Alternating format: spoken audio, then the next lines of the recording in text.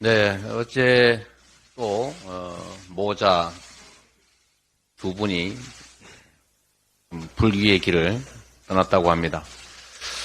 생활고 때문에 목숨을 던지는 이런 일들이 21세기 오늘 대한민국의 참담한 현실입니다. 또 열심히 일했지만 은퇴 후에 벼락거지가 되는 현실도 바로 오늘의 대한민국입니다.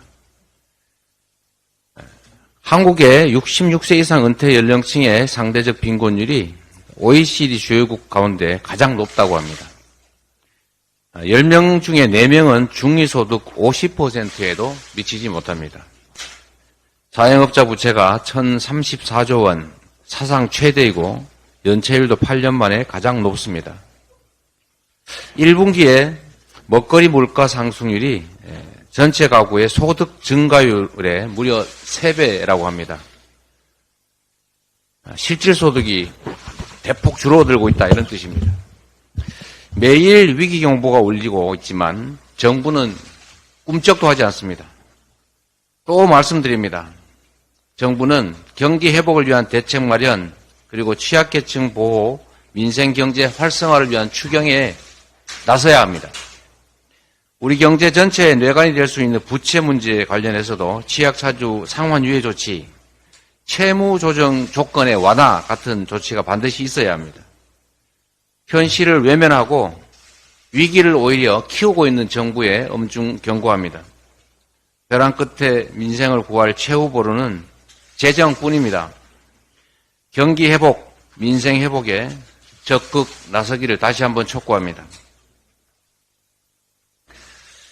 이동관 특보의 청와대 홍보수석실이 언론 탄압 흑역사를 썼다는 게 지금 언론에 보도되고 있습니다.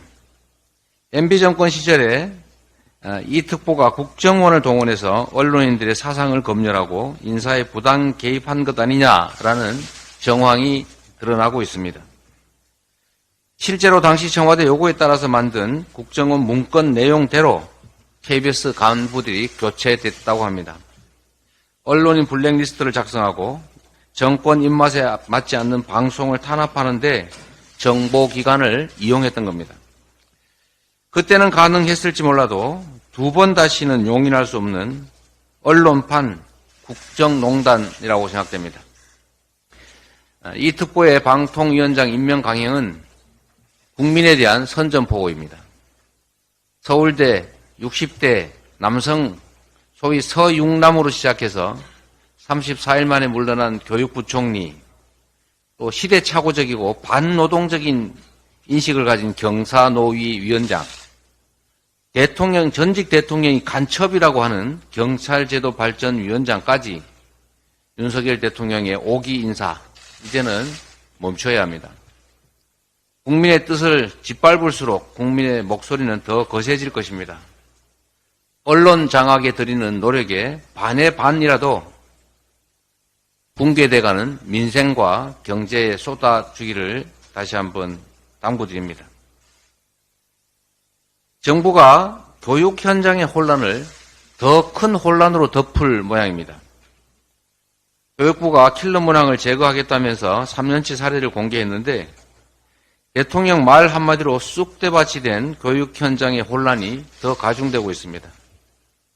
졸속 행정을 가리기 위한 겁박 정치가 이번에도 예외가 아닙니다.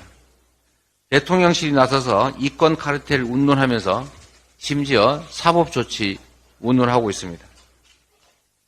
정부는 더 이상의 혼란과 불안을 부추기지 말아야 합니다. 교육은 범죄 수사와는 완전히 다른 것입니다. 단칼에 무 자르듯 할 수 있는 게 아닙니다. 사회적 합의를 거쳐서 긴 호흡으로 중장기 대책을 마련해야 합니다.